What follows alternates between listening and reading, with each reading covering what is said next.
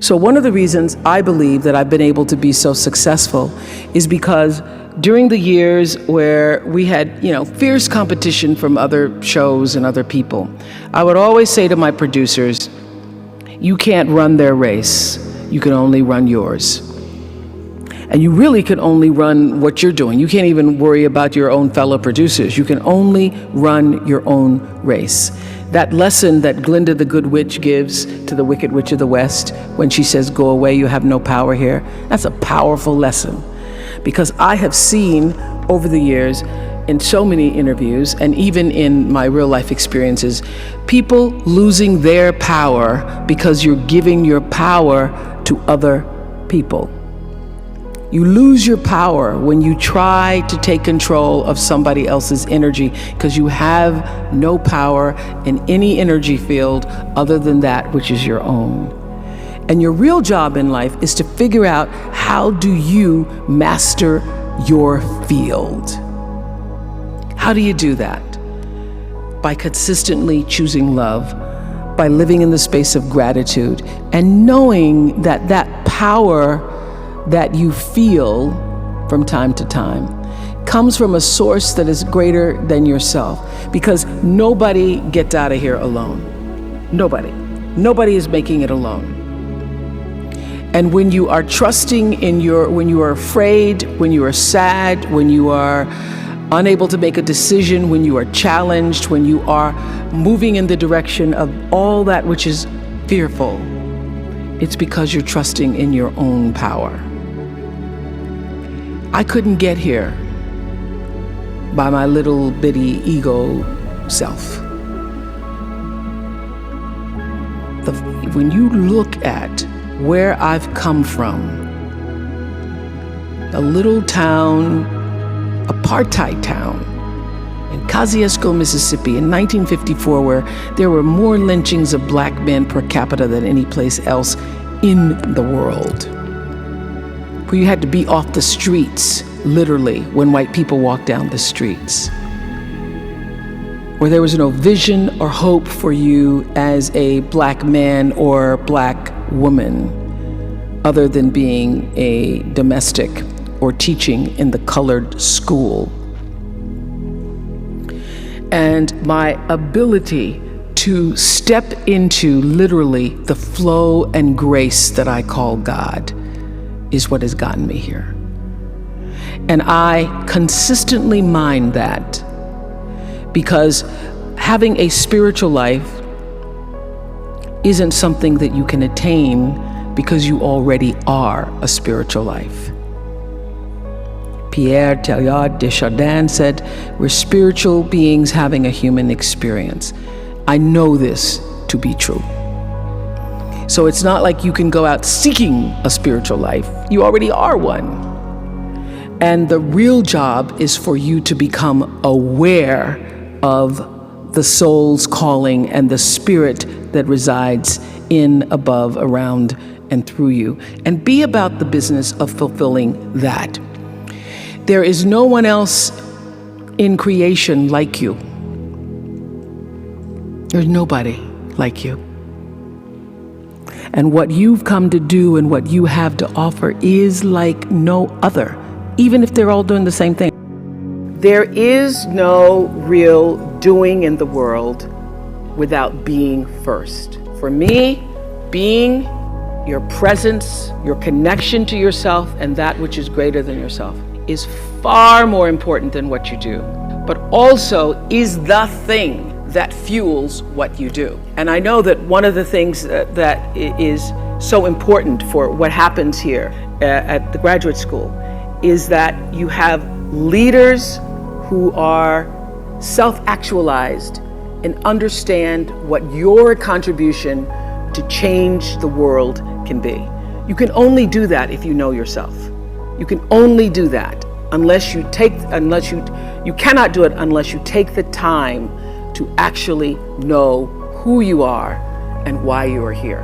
Now, I happen to know for sure that every human being comes called, and that the calling goes beyond the definition of what your job is. There is an innate, supreme moment of destiny for everybody. And that's why when I was in Baltimore, I could feel this isn't it. And then in Chicago, after 25 years of success on the show, I started to feel this isn't it. There's something more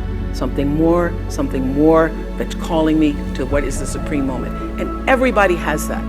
And you cannot fulfill it unless you have a level of self-awareness, to be connected to what is the inner voice or the instinct.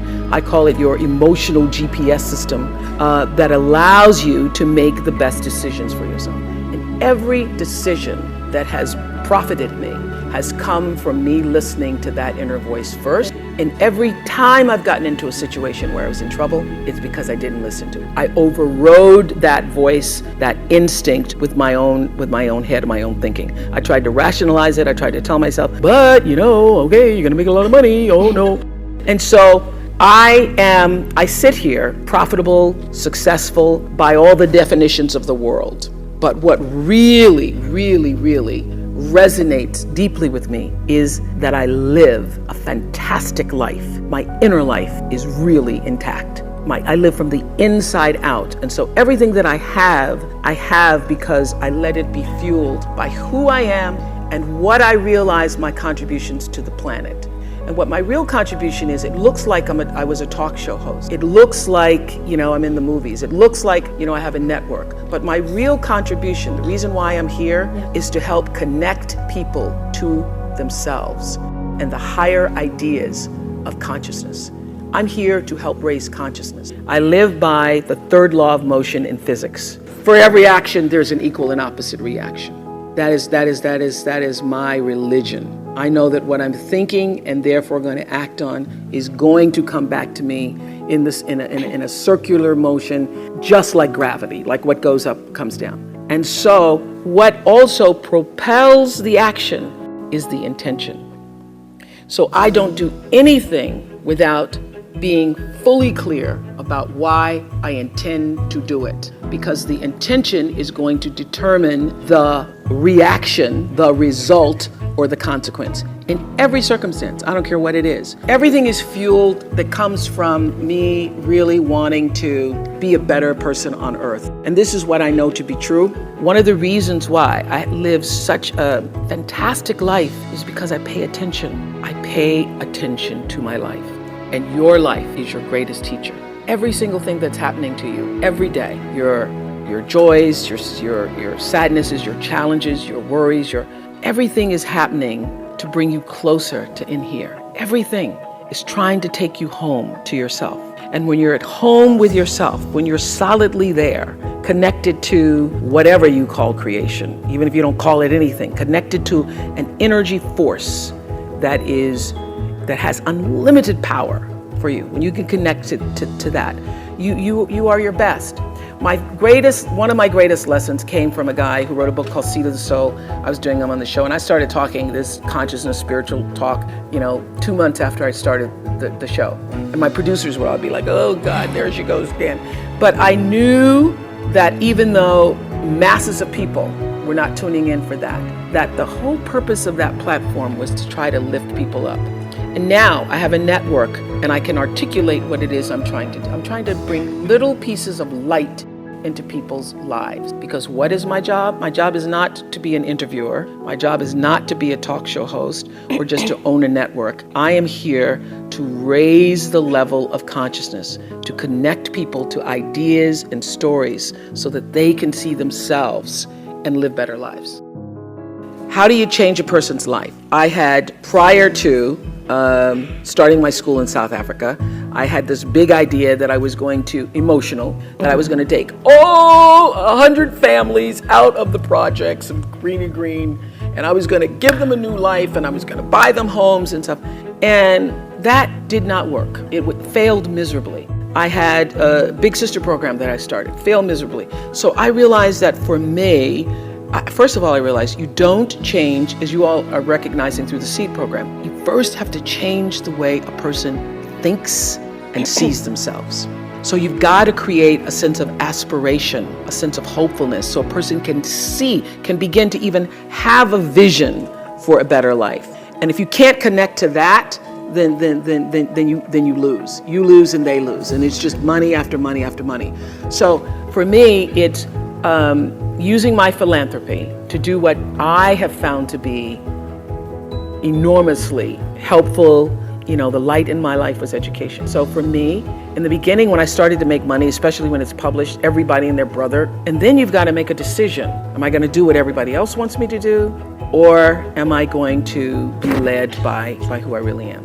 And I learned, as will happen to anybody who's successful in your family, people start treating you like the First National Bank, and you've got to decide. You've got to draw the boundaries yourself and decide how are you going to use your money, your talent, your time in such a way that it's going to serve you first, because if it doesn't allow you to be filled up, then you get depleted.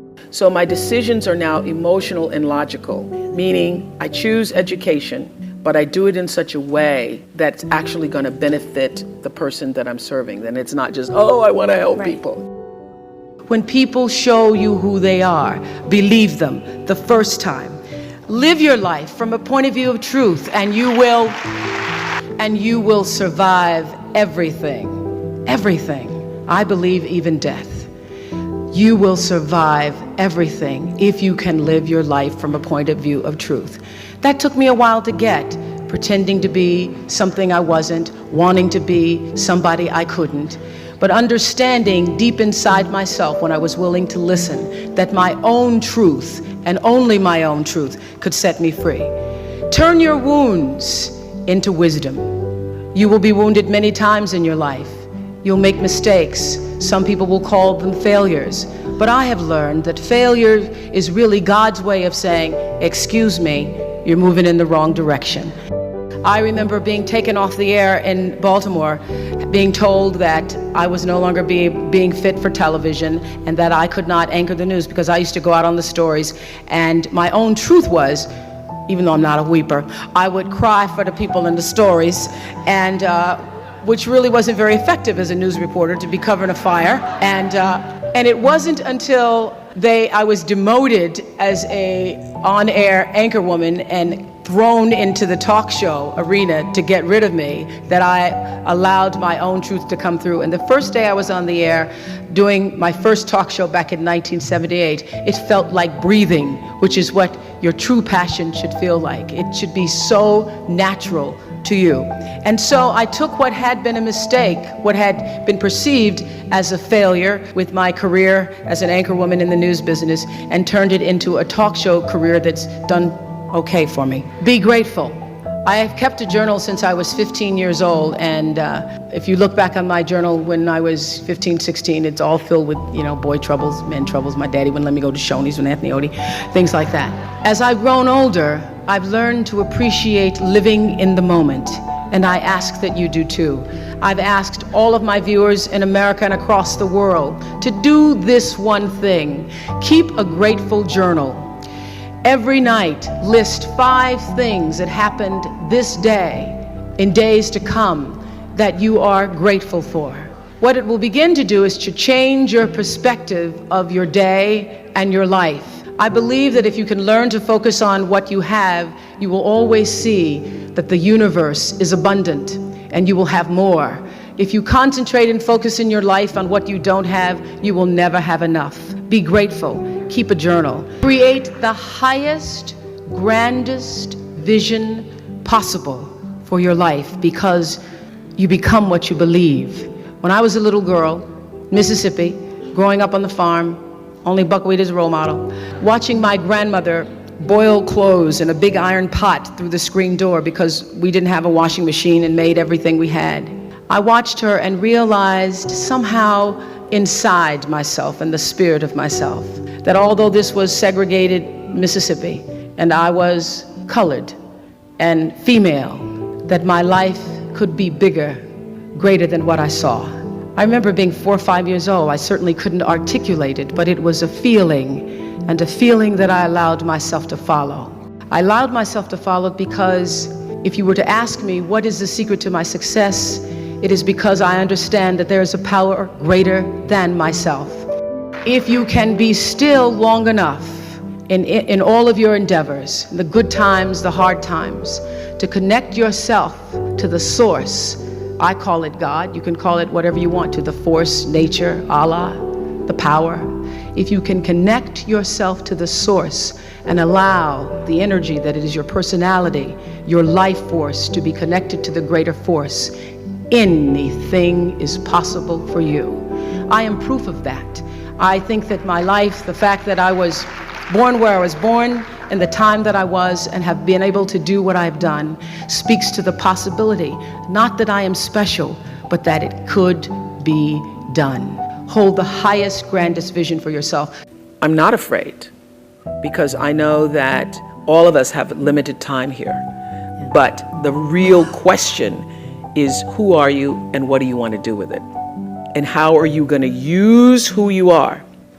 My favorite line from Seed of the Soul is, when the personality comes to serve the energy of your soul, that is authentic empowerment.